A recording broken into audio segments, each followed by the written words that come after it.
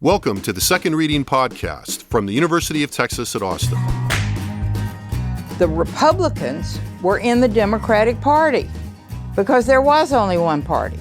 So I tell people on a regular basis, there is still a land of opportunity in America. It's called Texas.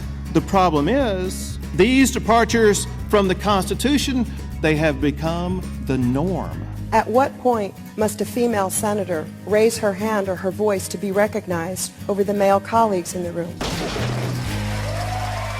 And welcome back to the Second Reading Podcast. I'm Jim Henson, Director of the Texas Politics Project at the University of Texas at Austin. I am happy to be joined today by Josh Blank, the Research Director of the Texas Politics Project. How are we this morning, Josh? I'm doing pretty well. So we are, if this sounds a little different than normal, and I bet it won't, we are doing this remotely for various kinds of logistical reasons, but I think you will probably not notice because of our crack crew in the audio studio in the College of Liberal Arts at UT Austin. So today, while the governor hasn't issued a formal proclamation of a special session of the legislature yet, of course, we've heard all about it, and he's made several comments suggesting that this is going to happen, and we're all expecting it. He broadcast yet another kind of general save the date, if you will, during a visit to Fox News in New York this week. And he actually made some news by mentioning that border security would also be on the agenda. So, Josh, I found this pretty interesting. Now, this wasn't a bolt from the blue for any number of reasons, but I mean, the state Republican Party had been urging, had actually issued a proclamation over one of the things that we'll hear about in a minute, one of the aspects of this issue, urging the governor to do this, and there had been discussion of it. So it's not, oh my God, they're going to do border security. Right. But it is pretty interesting, and I thought that the venue was interesting, of course. Yeah, I mean, what's interesting to me in some ways, it's not interesting on its own that Governor Abbott would bring up the border. In fact, it's sort of a set piece generally. But I think what was interesting was sort of the way that, his announcement of it in New York, sort of kind of collided at the same time with, what's kind of going on at the federal level with, Speaker McCarthy and a lot of, sort of his allies turning their attention to the border, at least significantly in messaging, sort of in the lead up to what we expect to be a government shutdown. And we'll get into some more of the details of how this is all playing out, but it's one of those, is Texas's politics getting nationalized, or are national politics becoming Texanized? And it's sort of interesting to kind of watch it play out. Yeah, I mean, there was a real kind of gelling of a lot of different things. And I would urge people to go find the interview. It's on the Fox News website. He gave it in the afternoon on one of the Fox afternoon shows on Wednesday afternoon. And when we post the podcast, if you're listening to this on direct via platform, on the posting that we'll put up at the Texas Politics Project website later today or early tomorrow, it'll be up by the time you hear this, we'll provide a link to that. But we have a clip from that I is just an incredibly rich, semiotically rich clip with all kinds of texts and subtexts here. So let's roll that clip and we'll talk about it on the other side. First, importantly, so all Texans and Americans know, I signed a law, SB 4, that bans sanctuary cities in the state of Texas. We're looking for the application of that law to what's going on in Colony Ridge. However, we're taking this very serious, and what we have done to make sure we have law and order in that area, I deployed the Texas Department of Public Safety to patrol the region. The Texas Department of Public Safety has special agents that are undertaking investigations about what's going on there. We deployed the Texas Commission on Environmental Quality to make sure that whatever's going on there is not posing any type of environmental problem. And the state of Texas issued subpoenas to the company that's in charge of all this to find out the financial background, to find out exactly what's going on. And then, as you pointed out, in 2 weeks, we're having a special session begin where the issue of Colony Ridge is going to be on that special session so we can look into it and pass. Do we know if it's true that these folks don't have Social Security numbers, Texas driver's IDs? Yeah. What do we know about the people people that are being housed? Well, so when we have a special session and have bills proposed dealing with it, we're going to have legislative hearings that will surface the information about whether or not those allegations are true or not, and if they're true, what we can do to stop it. Okay, so, there's so much to unpack in that clip. I mean, it's pretty amazing. I mean, I think I'm going to go backwards a little bit in this. But another sort of reminder that we will have a special session in a couple of weeks that, Right. And we cut off the question to try to keep that clip of manageable length.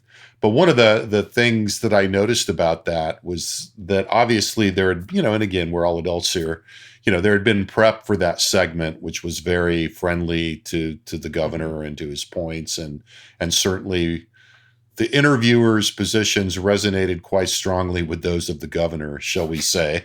I say, watching that clip, I mean, it's almost, you could almost say, wait, who's the politician here? I mean, there's just sort of in terms of the level of intensity was so high on the interviewer side. Yes, a lot of concern over the situation. But what I was going to say was that also they set that up by saying, so you're going to have a special session coming up, which, I kind of doubt that the interviewers on a national cable show are really following the timetable of the special session. But a side point, but one that I thought was very interesting and does speak to the media environment and the use of Fox as a channel for this kind of message. But I mean, that clip had a little bit of everything in it. I mean, even going back to the sanctuary cities piece. And we should say for listeners that had not heard about this, and the situation in Colony Ridge, which is a development outside of Houston that has apparently become allegedly, I think we should. Yeah, allegedly, and something of a quasi-colonia, but it's some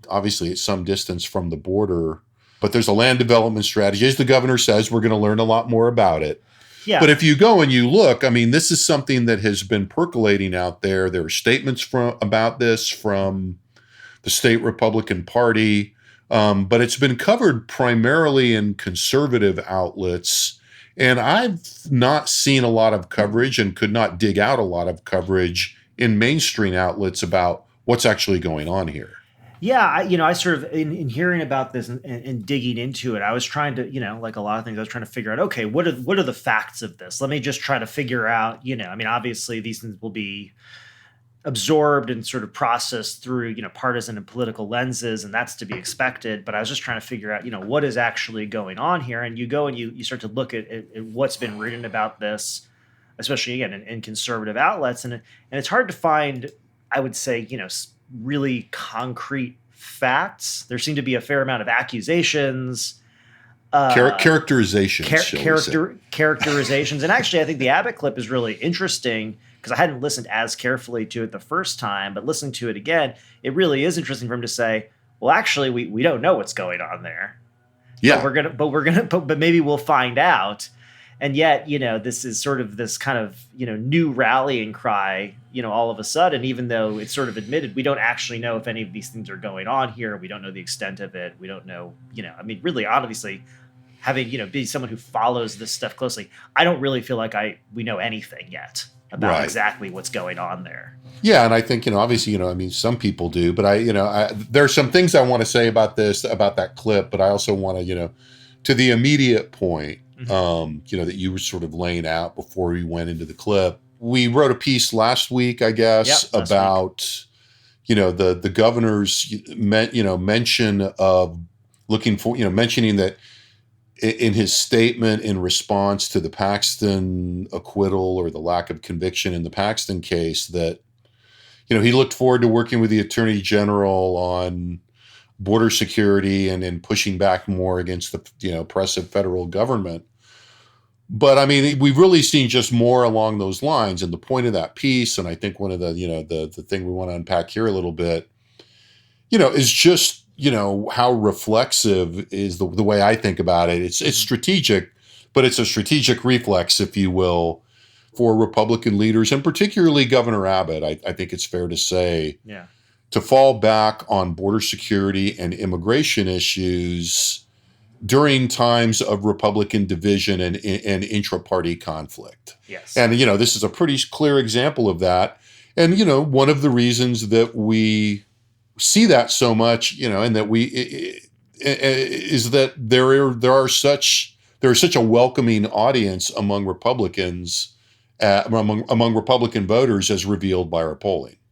Yeah, and I'll do this quickly because, I mean, if you've heard this before, you've heard this before, right? Slide forward if you've heard this before, which if you've listened, we have. Although we do have fresher data. Yeah, well, just referring to the most recent data, when we asked voters in August, what's the most important issue facing the state of Texas, 59% of Republicans said immigration or border security was the most important issue facing the state. So nearly 2/3 of Republicans. So there's no lack of audience for this. We asked voters about different, sort of, I would almost call them existential threats kind of facing the country, and asked them to rate them.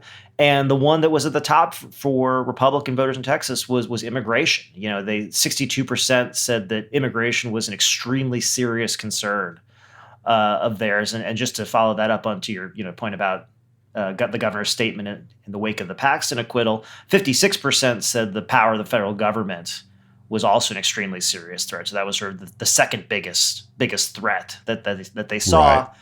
Right. But additionally, this poll also found some things that, maybe if not surprising, were notable for their intensity.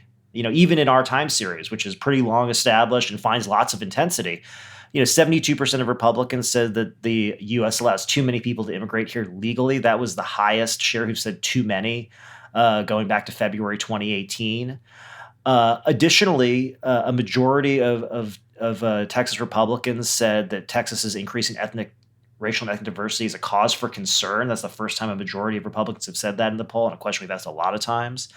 58% said that they disagreed with the idea that newcomers from other countries enrich Texas. And so, we're just, and that's even further, and even get a little bit further down the line here, we asked about a bunch of the state's policy efforts to deter migration. We found overwhelming support. We found 79% strongly supporting, constructing and repairing walls and barriers, plus 92% total support, 75% strongly supporting, this is Republicans deploying, basically additional state police forces, 73% strongly supporting placing buoys and barbed wire at the border, 62% strongly supporting paying to bus foreign migrants out of state. And so ultimately there's just this, essentially, if you want to know where it's a bottomless well of support. You can use whatever analogy you want. Bottomless well. I was thinking a huge target. I mean, it's just you can't really miss. It's very hard to miss, right, when you focus on the border. But I mean, it does, it's hard in this moment not to say, why are we talking about this? I think it makes a lot of sense why we're talking about this. But if we allow ourselves to accept the fact that, these are all sophisticated players, considering what's going on in the broader environment, it's notable this sort of very quick ramp up, honestly, in sort of talk about the border. Sort of kind of to your point. I mean, you noticed it last week in Abbott's statement about Paxton, that there was this sort of, okay, we're not going to really, right. We're going to say very little about this, and what we are going to say about this is going to be about border security and the federal government. Right. And then to go from there to, and we knew a special session on vouchers was coming up, or public ed, we'll see. But then to within barely a week of that to say, and by the way, I'm going to go on a national outlet and also we're going to be talking about the border during that special. I mean, that was news, I think, to a lot of people. And that's a pretty big, sort of ramp up, just going from sort of rhetoric to reality to policy here in a right. And look, not to, to ground this dynamic a little bit, or to ground the, the discuss. I put it this way, to ground this discussion, and I don't know. I was going to say to be fair, and I don't know if it's fair or not fair or whatever, but I mean, it does speak to the larger dynamic here, in which there has been a resurgence of migrants at the border. Yeah, it was a very big story over the last couple weeks, that after something of a lull, that, and these lulls tend to be short term. I mean, if we look at the much longer term, the flow of migrants at the border ebbs and flows over time in ways that are, sometimes predictable, sometimes not. But, we have seen a resurgence of migrants in the border. Eagle Pass was really in the news because Eagle Pass was small and quickly overwhelmed, but we're hearing similar things from El Paso and from other counties on the border. And it does speak to the piece that this is a perpetual, perennial problem that has been, immune to any kind of solution, but not immune to loss of gestures in response. And that has made it very good, in the current political configuration of, Republicans in the majority in Texas, a Democrat in the White House. And to bring up the national point, and border security and immigration still sort of churning in the same way at the national level. So, we've seen funding for border security programs at the federal level now implicated in the mess in Congress and primarily in the House at the national level, as we seem to move inexorably towards a government shutdown. Border security has been inserted into Republican politics at the national level in that. And we were talking before the podcast, and it provides both, similarity and contrast in ways that I think are really illuminating. Yeah, I mean, it's interesting to me, sort of from the public opinion standpoint, sort of sitting here at the moment and watching sort of there's sort of three things that I kind of can identify taking place at the same time. And I think, we've been watching this for a long time. So the idea that, a Texas politician is going to raise the issue of the border in sort of seemingly unusual circumstances is not that unusual. And we see it, over time in various ways. But here, what's sort of interesting just in the moment we're in is that we're seeing the border get raised in very different contexts, but in a lot of ways, it seems to me, for similar purposes. So just the three examples at the moment, we have this special session coming up on vouchers here in Texas. And vouchers are a challenging program. And we can go into some of the specifics of this, but we'll just lay this out first. It's a challenging program because it's not a priority for a lot of voters, because most voters are not going to be impacted by vouchers, directly, indirectly, what have you. It's very important to small groups within the Republican primary electorate. And that's who, and it's a campaign promise to kind of advance this thing. But to go back to, just to amplify that before you go into I'm holding that you've got three things. But when we look at the most important problem facing the state, the absence of a school voucher program is not moving the needle.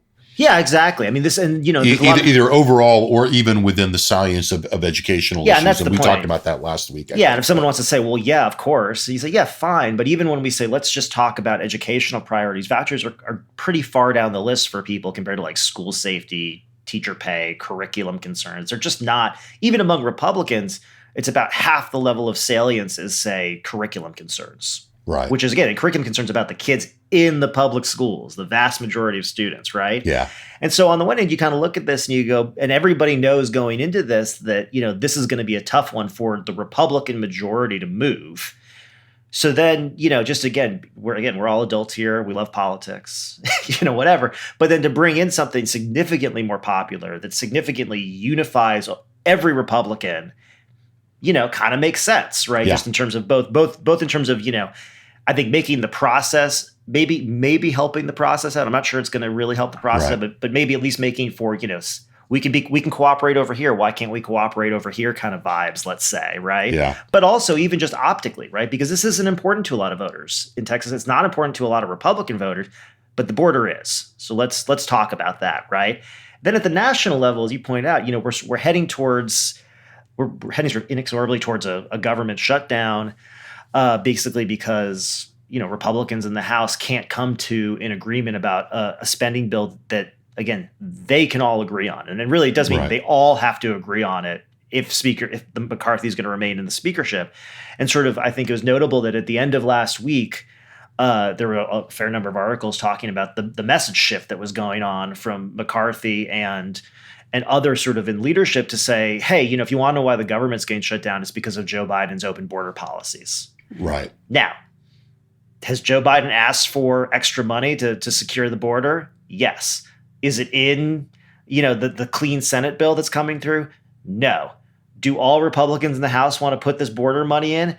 Kind of hard to tell. I know that doesn't make any sense, but that seems to be sort of the answer at this point. And that might be the part of that is strategic. I think they all would, but there's a strategic. Right. Well, the thing is that gets us into something that's a little off top, but not, the problem is that there is a core of Republicans that that have never voted for a continuing resolution and have made it clear they're not going to vote for a CR. So whether border security is in there or not is kind of, you could put it in there and they'd like that. And I've read there've been interviews with a couple of those particular actors saying, no, it's great. It should be in there. I'm not voting for it. Well, and this is, but it should be in there. But you raised the important point here, right? Again, which is why is this still similar to the voucher situation? Well, it's still similar to the voucher situation because there's a small but committed share, I think, of Republicans in the legislature and also probably Republican voters for whom the debt and deficit are big, big issues. Yeah.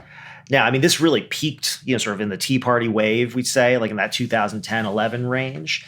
And it's still been a current in the Republican Party. But the difficulty is that, in all reality, it's not popular politics to cut popular programs. Right. And when push comes to shove, like most governments, the federal government spends a lot of money on, a lot of things that people actually like healthcare for the elderly, like military spending, a bunch of stuff that really takes up the vast majority of the budget, so that when the deficit hawks kind of, start saying, well, it's time to start making big cuts. The obvious question that a lot of people ask, including moderate Republicans, is what do you want to cut? And this is actually where this all started. I mean, if you go back a couple months to kind of where these were discussed, there was this whole thing about, okay, everybody in the majority wants to cut. They just need to agree on what they want to cut. And they've never gotten to any point of agreement on that either. And so what you have is you have a small share of Republicans here, in this case, who say, no, we want to cut at all costs. We'll shut the government down if we can't cut the government, if we can't cut debts and deficits. Not popular, just not broadly popular. And so, again, the shift of, well, what this is really about? This is about the border. Right. And whether that works or not. Yeah, in the face of a lack of resolution and pitched conflict and the impression of not being able to govern. Right. I mean, you can almost look, if you go back to Governor Abbott's previous announcement, stateside on before he traveled to the foreign country of New York, his last big messaging on this came on vouchers, and what he essentially said, I'll give you guys 2 sessions to pass something. And if you don't, we'll let the voters decide. Well, the interesting thing, one of the interesting, sub-elements, as you're saying, is dropping border security or, border security issue in there, is that they probably will be able to pass something on this. Mm-hmm. It may be something, who knows, and again, depending on just what the level of antipathy and lack of cooperation is between the House and the Senate. Yeah. It's not impossible to envision them saying, okay, we'll pass this border security bill for all the reasons that we're talking about that overcomes even the deep antipathy between the 2 chambers right now, even as vouchers are not getting resolved. And, it's one of those questions where, everybody can dust off their hands and exit the field and declare a victory on that and then say, we just have to work this other thing out. And to your point, if the other thing is less salient other than to activists and a small group of primary voters, well, all the better, Right. So you were going through the list, your other 2 things. So I have third maybe element. one more thing. Yeah, one more. So we're saying, we're looking at sort of, the border is sort of, I think ideally in some ways sucking most of the oxygen out of the room for a voucher debate that's going to be pretty ugly locally. Nationally, we're looking at an attempt, I think, by Republicans at the national level to elevate the border above and beyond, the impending and probable government shutdown. And again, I think that's going to be a heavy lift. And then I think the third kind of obvious one, but I just want to throw it out there in terms of thinking about it, similar dynamic, is the 2024 election, right? I mean, ultimately, this is really about pegging Joe Biden with basically problems at the border and trying to make that the primary and salient issue for voters. And the truth is, I think this makes a lot of sense. Certainly, especially Republican primary voters. Republican, but I also, it's not even Republican primary voters in this case. I think this is actually looking ahead to the national election. You've got Donald Trump, who's lost 2 national popular votes, right? And who's really strongest in some ways on the border, right? In the sense that if you think the border is a problem and you want to know who is going to go hardest at the border, we know who that is. Right. And so I think, given the idea that Trump might be a difficult candidate, let's say, in terms of his electability in the national environment, to the extent that, I think Republicans at any level, but especially anyone who's thinking about the national campaign in 2024, can try to put the border front and center in front of voters, and especially independent voters and Republican voters who may not be as apt to turn out for Trump for a third time. This would be the issue that you would pick if you could pick any issue. And so I think these things are all reinforcing themselves. And, given the weirdness of people's perceptions of the economy. But that's the thing. I think, the There's two ways to look at it. I mean, if we want to keep this and make it really consistent, what I would say is on the other side of this, you have Trump's legal problems. And the idea is in the face of Donald Trump's legal problems that are floating around out there, the idea that we could say, no, but look at the border. That's the real issue. Right. Again, it's another, I'm not even going to say it's diversionary because again, it's not diversionary when 60% of the party here thinks it's the most important issue. It's playing to comparative advantage. It is playing to comparative advantage Yeah. for sure. But in all cases, it's actually kind of a similar situation, which it's a comparative advantage, both, relative to all the other issues, but also relative to what people might be focusing on if we weren't instead trying or maybe even being successful at focusing on the border. But, as we've talked about before, it's trying to keep the potential general election benefits you're talking about because of, independent views, the way that the border does, in immigration play with some Democrats. But there's also this, a challenge to doing that because once you start playing to the deeper impulses we were talking about among the Republican primary electorate and really among Republicans writ large, to be fair, it's easy to start going in a direction that tests that proposition when you're in the primary environment. My example of that would be last night at the Republican debate. Ramaswamy was questioned directly by the Telemundo moderator about his pronounced desire to end birthright citizenship or at least limit it. And, he doubled down on that. He softened it slightly, but he doubled down on it. And then when it kind of went to some of the other candidates to either, have an opportunity to compare and contrast, they kind of pussyfooted around it without completely agreeing with him. Now, we have numbers somewhere in the archive that I suspect you'll have access to that, talk about birthright citizenship as perhaps more popular, ending birthright citizenship, perhaps more popular than one might think. But I do think that is one of the discussions that begins to move a little bit further than Republicans might want to be in a general election. And that doesn't mean that they're not, it's easy to shift gears. And I doubt Ramaswamy is the candidate, although, who knows. But it was another example of how, this is going to be a very significant issue again in the 2024 election. Yeah, I mean, I think the difficulty is that, given a lot of things, right? I mean, given sort of, again, the nature of the electorate, the nature of, the information environment, and especially sort of, the information environment which voters receive, these kind of communications, there's not a lot of guardrails. And given right, and given this sort of, again, really kind of widespread support for almost anything, I think what we found, at least in our polling, here in Texas and looking at Republican voters, is that, you don't really hit a guardrail until you do.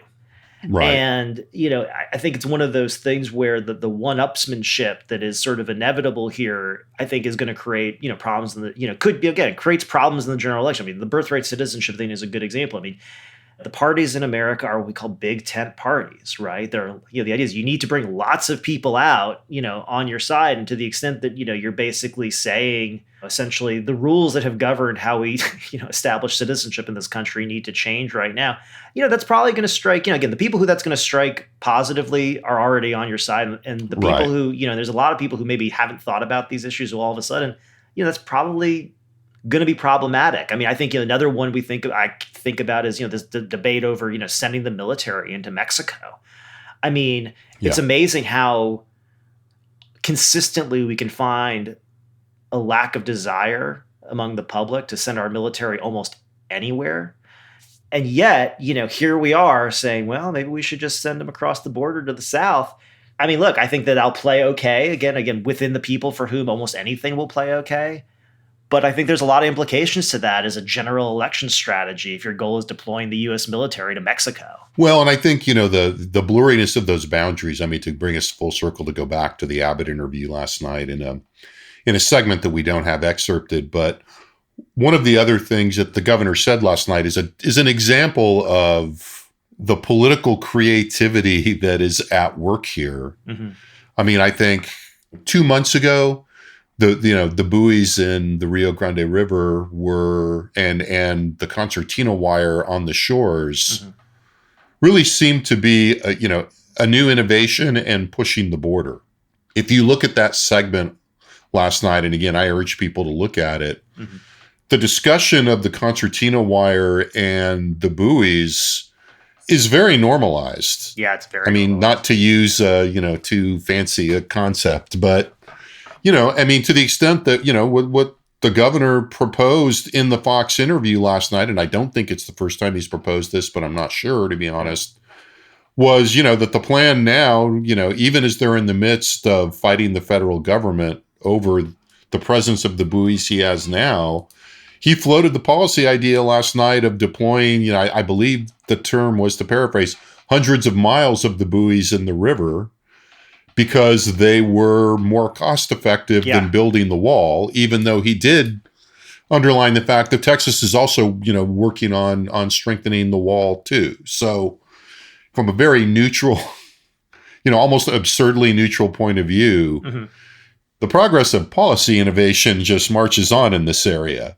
Yeah. And even as there are all kinds of institutional and political barriers to this, I mean, this has been a pretty pronounced court fight that has not generally gone well for the Abbott administration in federal court. They haven't lost outright. They've been appealing, but it's not. I'm not sure it hasn't worked out for them. I think they're winning. Well, politically, it certainly worked out. Yeah, no. Well, look, I mean, from a policy standpoint, none of this matters because none of this matters. I mean, I'm sorry, but Well, I don't know if I'd go that far, but not in terms of where you start, in the sense of their seasonal flows to migration. These go on throughout administrations. Doesn't matter whether Democrats or Republicans in the White House. We see a massive inflow of people. To the extent that it's going up over time or dropping or changing a little bit, it's still within the context of a lot of people, right? I mean, I don't think you can ignore that. I think there's a sense, we've talked about this before, that to the extent that we can boil the whole issue of immigration as an issue and migration as an issue down to what happens along the Rio Grande River is a big benefit to the politics of Texas, and to the extent that the federal government is put in the position of opposing efforts that Texas is making to secure the border, no matter what you think about those efforts, it allows Abbott to go on TV like he did on Fox News and say, we're at war with the federal government. And I think he actually used that word here. The federal government's at war with us. Yeah, I think I mean, this is only a slight paraphrase, as I recall. He said, the way that the governor pitched it was, there's a war going on at the border, and it's almost like he's waiting for the other beat. But he says, and it's between Texas and the United States, right? And to the extent that if Texas, and here's the thing, if Texas, and the U.S. government, and I think and we talked about this before, the public opinion context of thinking about buoys with razor blades on them and barbed wire floating around is like, there's an impending political problem, which basically is going to be some children getting caught up in this barbed wire, or some horrific images that, again, if we extend this, more people, it's just kind of law of numbers, it's going to happen at some point. To the extent that the Biden administration is seen as and portrayed as not being a partner in all this, when that happens, the obvious response, and I'm sure this is what it's going to be, is, whose fault this is? This is Joe Biden's fault. However, if it were the case that I think Texas were successful in its efforts, and the court said, no, you should go ahead and do this, well, then Texas would own it. Texas would own the policy a little bit more. So in some ways, we've talked about this a lot, and it's just different variations on the same theme. But the continuation of the conflict in and of itself is valuable here. Sure. Yeah.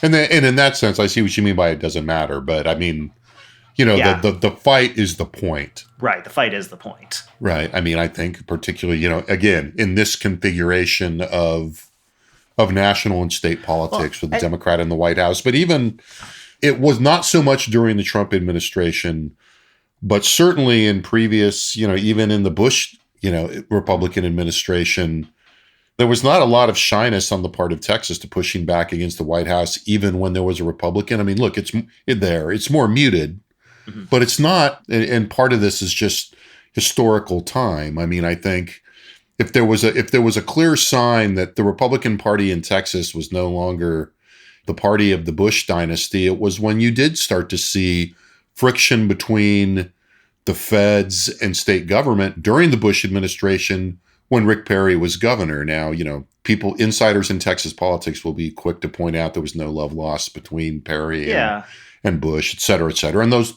personal things are fair.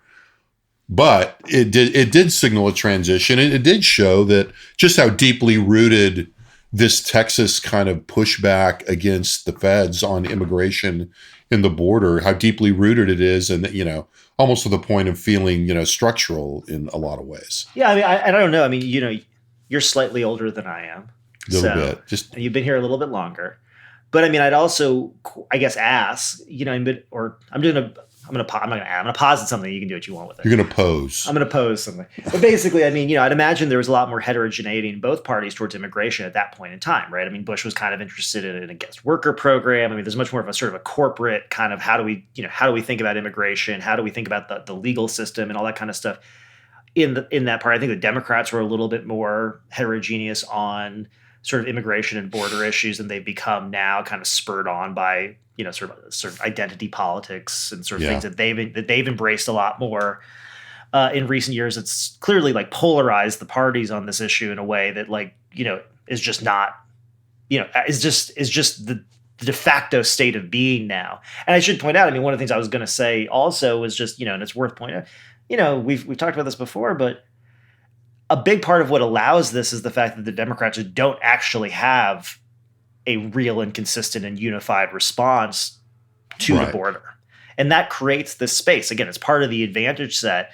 And I think Biden, honestly, from a political standpoint, is probably making the right decision in a context of bad decisions by trying to be more serious about the border and border security, whether or not anyone's listening or buying it or whatever. His tone towards the border has been his tone and policies really, or attempted policy, have been significantly more restrictive than I think the rhetoric we see in Democratic circles around these issues. But I mean, ultimately, until the Democrats say, well, this is our border policy or this is what we're going to do, it really is just they're left to being characterized. Yeah, well, and I think that there are certainly a few examples, at least, of this. The Democratic approach to this has been more multidimensional and more long-term to localize it than their predecessor. Mm-hmm.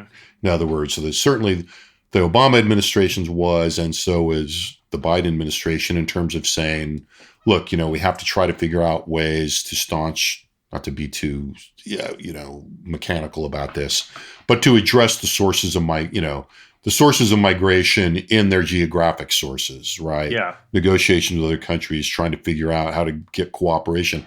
And that's just not going to play, well, in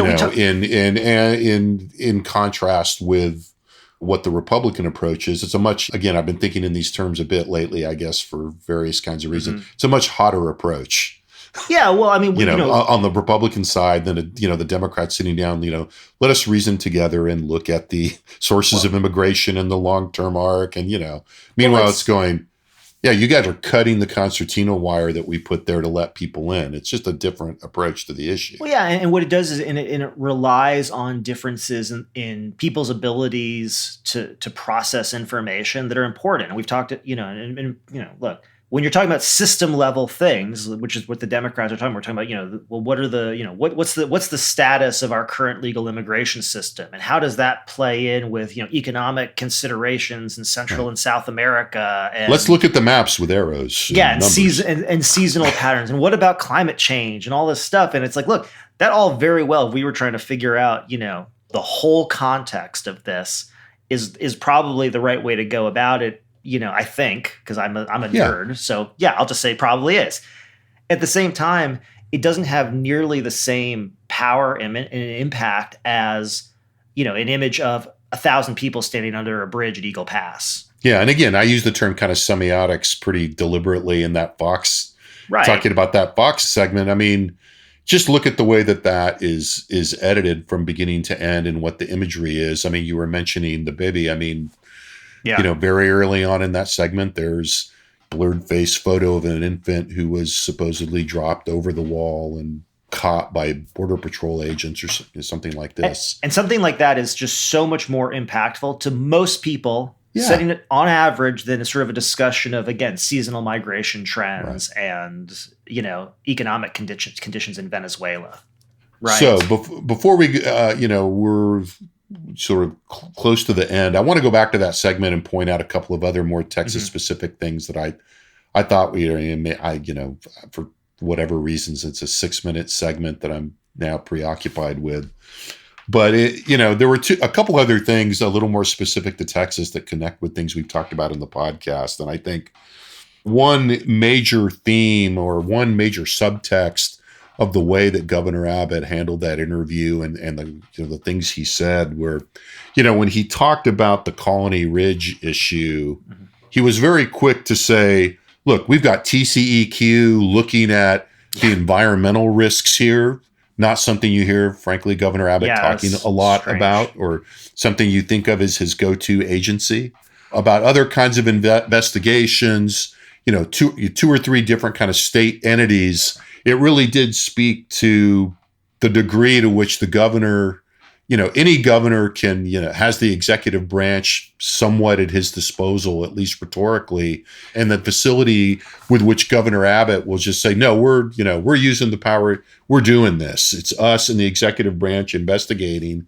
And then, I think adjacent to that, and I don't want to overplay this, but, the degree to which he sort of said, he followed up with his, quasi-newsy announcement about adding this subject to the special session call.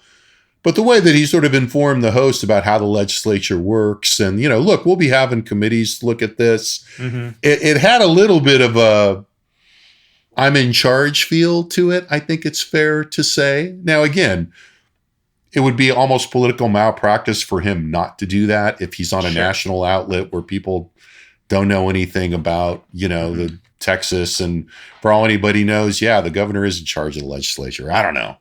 Yeah. But the tone of that, those things together, for me, it was hard not to plug that into something we've been talking about a lot, which is Governor Abbott's occupation, use, deployment, and augmentation, if you will, of the public image of the governor and the institutional resources at his disposal. Yeah, I mean, if it weren't just such a like a T-ball to say, hey, they're going to look at this because obviously, given the opportunity, they definitely are. I mean, they're not. Yeah, right. I mean, he's not going to be contradicted in that in all likelihood. No, but it's hard not. But it was tonal. Well, in the moment that we're in, I mean, I'm just, and you hear reacting to you in real time, referencing that and thinking about it. It's hard not to imagine at a time when, there are maybe too many cooks in the kitchen and too many cooks with different ideas. I mean, we're already at a point right now where we're going into a special session with this idea that we're trying to see how the legislative bodies react to the leadership in each chamber and what that looks like. And the idea that the governor is going to come in and somehow sort of, provide, some sort of clarity of purpose to the legislature is, we'll see. It underlines a situation that I kind of think gets misread a lot, to be honest. I mean, there's always this like, well, if the legislature ignores the governor, it must make the governor look weaker. Well, I would say that this governor has cracked that code. Oh, yeah, I agree. Because this governor has just become very good, at saying on the front end, I'm making the legislature do this. And then on the back end, if they don't do it for whatever reason, going, yeah, they suck. And if they do, and then if they do, he says, well, who you have to thank. Me. Yeah, right. And he's good at that. He's very effective at that. And I think that in this moment, there's been a very interesting manifestation of that. I mean, I think, the stuff I'm flagging in that segment are pretty straightforward, but I think worth noting. But also, as we, I think we mentioned this last week, or maybe when it's come up today, the idea that he will stand up and say, I'm calling a special session. You got 2 special sessions. And then anticipating the fact that they probably won't do it. And then saying, and then if you don't do it, then we're going to just sort it out in the primaries. Pretty much saying, it's pretty much the embodiment of that. And shows a confidence in being able to say, look, I know you guys probably aren't going to do this, but I'm going to make you try. And then when you don't, well, we'll let God sort it out, or the primary voters. It's an effective strategy for this governor, absent actually having a more effective strategy of impacting what happens in the legislature. And Right. we've talked about this, throughout his tenure, this has sort of been the thing. And it goes back to the fact, Rick Perry, you brought him up earlier. He came through the legislature, clearly understood those dynamics, a little bit more clearly than Abbott, who came out.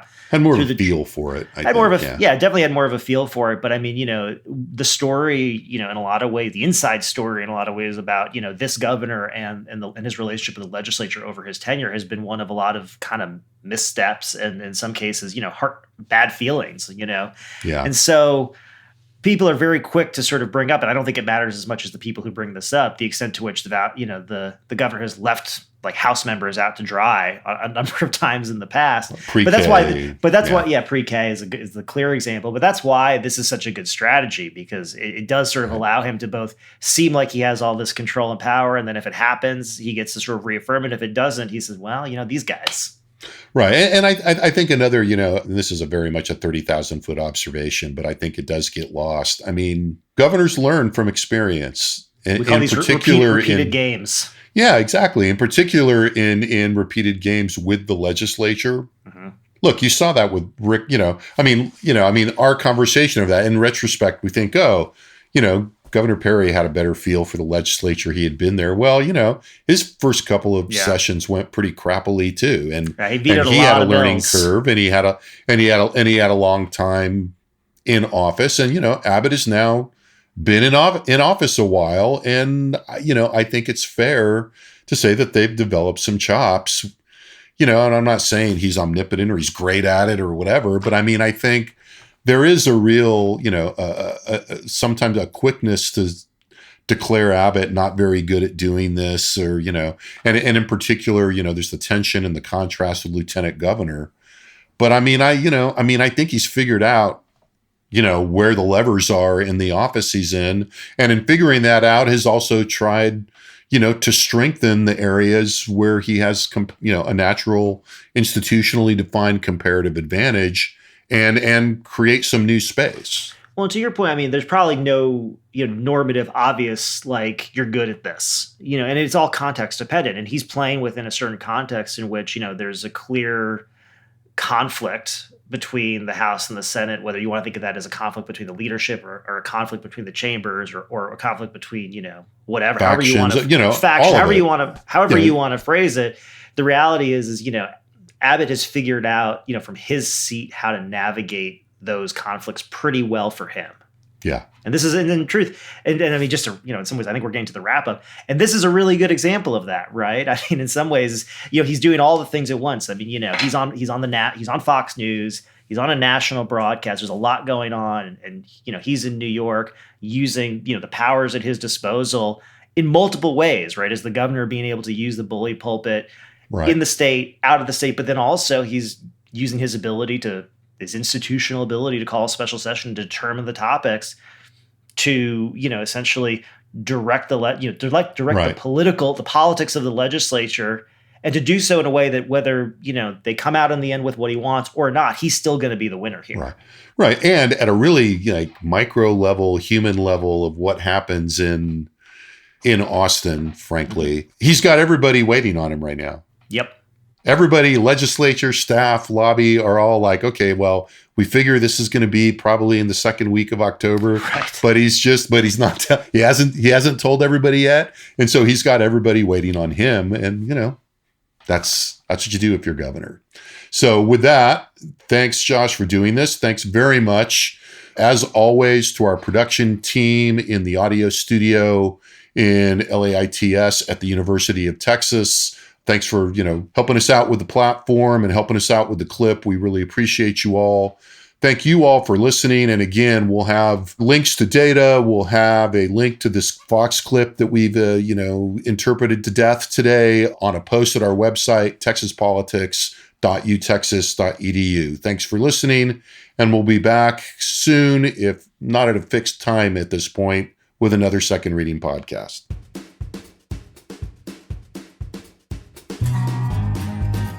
The Second Reading Podcast is a production of the Texas Politics Project at the University of Texas at Austin.